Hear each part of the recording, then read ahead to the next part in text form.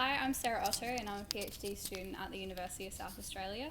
Hi, I'm Stephanie MacWilliams and I'm an early career researcher also at the University of South Australia. Hi, I'm Marta Krasowska and I'm mid-career researcher at the University of South Australia. So we're all chemists in slightly different fields, but we're connected by one passion, and that's the passion for soft matter research. Specifically, we like to look at the structural ordering in soft matter, and it's relevant for applications such as food, in personal care products, biomaterials, and as well as pharmaceuticals.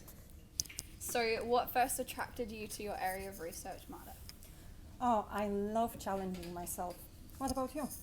I like finding out things about the world and just a general curiosity and doing things that other people haven't done before. Yeah, I like trying to answer questions that no one has tried to answer before and give answers to people that really want to know the answers to these questions. For example, like industry or just in the research community in general. So what is driving force for you guys to do your research? I think, like I said before, just the excitement of doing things other people haven't done before and contributing something new and interesting to the wider scientific community. Yeah, I agree. I like dealing with problems that have real world applications as well. I also want to add that we all love science. I don't think I'll ever forget my first day of experiments at the Synchrotron, because when you walk into the building, it is amazingly advanced, can be a bit overwhelming, but you're also so excited because you're going to be able to test your systems and do experiments that you cannot do anywhere else. And it's really exciting, and it's exhausting as well because you're obviously working non-stop, but it's such a great experience. Was it the same for you guys? Yeah, definitely. Yeah. Sarah, how was it with you? Oh, much the same as Steph's experience. It's very overwhelming and kind of it's very overwhelming walking in there for the first time and looking at how amazing the place is, and then analysing your samples in a way that you can't do anywhere else. It's really exciting. So which beamline did you use first? I used the SAX wax beamline the first time I went to the Synchrotron. And Steph, what about you? I was on the soft X-ray beamline, but I've also had experience on the infrared beamline and the SAX wax as well. So my experience in Synchrotron was kind of not very typical because I started with infrared. Then I moved to soft X-ray, and actually Steph was joining me on one of the first trips. And then we started to explore possibilities to do our experiments at SAX wax beamline at Australian Synchrotron. Did you enjoy your first time? Do you remember your first time? Yeah, I was overly excited. I couldn't wait for the beamline to start. I didn't want the beamline to end, even though it was 5 days.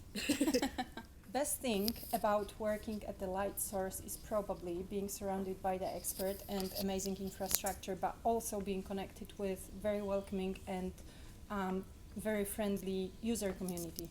What do you think about that? Yeah, no, that's definitely right. I agree. You have the amazing opportunity to do experiments you cannot do anywhere else.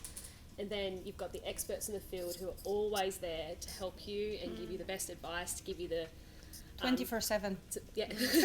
And give you the best use of your beam time, because you don't have much time, so it's a lot of frenzied work, and they're always so supportive, and definitely no egos there. They want 100% no ego. No egos. They just want to help you and make sure you get the most out of your research and the time you have. Yeah, and they're there to support you right from before your beam time up to the data analysis after you've finished as well. So they don't just kind of leave you to figure things out on your own, but there's just an incredible amount of support and care and encouragement from people in that community. And also friendship. Yeah. Yes, Yeah, definitely.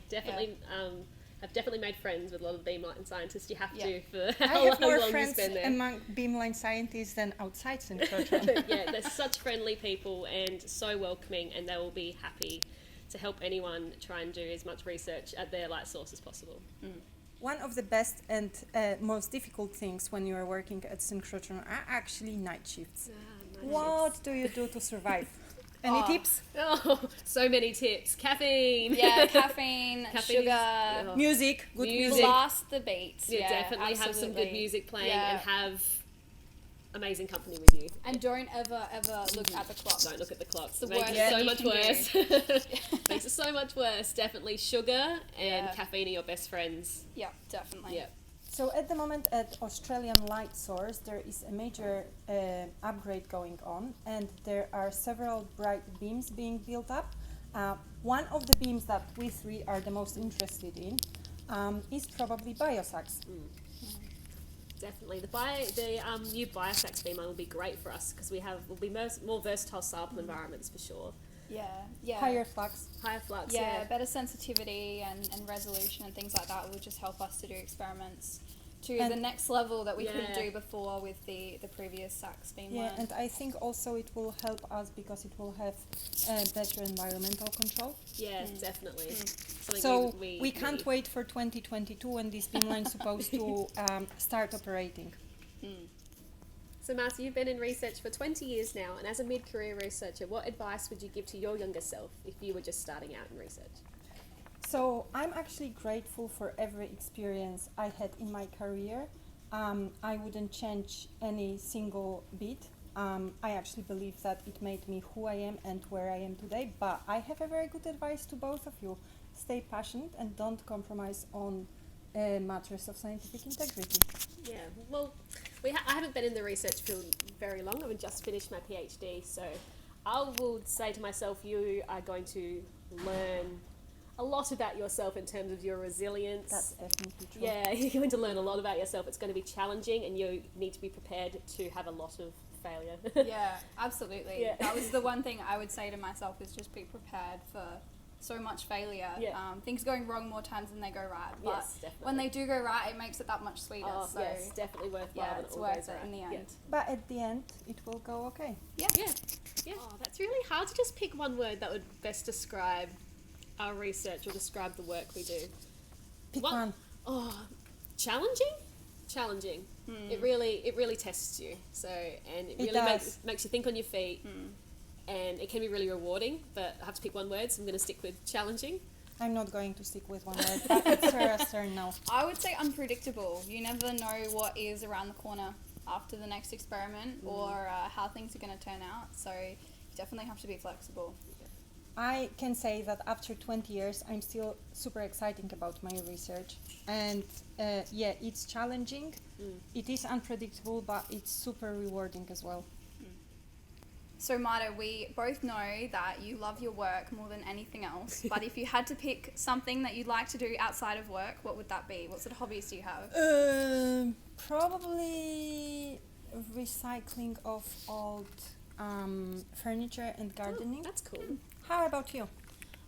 I like to play music in my spare time, so I can play bass guitar and piano. I like sort of just jamming and, you know, getting all the feelings of the day out in your music, but also love gardening as well, so that's nice. We can garden. Yeah. We can do some gardening together. What about you, Steph? Definitely love cooking. Definitely just trying new recipes, but also scuba diving. Me and my husband love to go scuba diving. In the spring and summer seasons. Winter's a little bit too cold down here in Adelaide, South Australia, but yeah, we'd love to do that as well.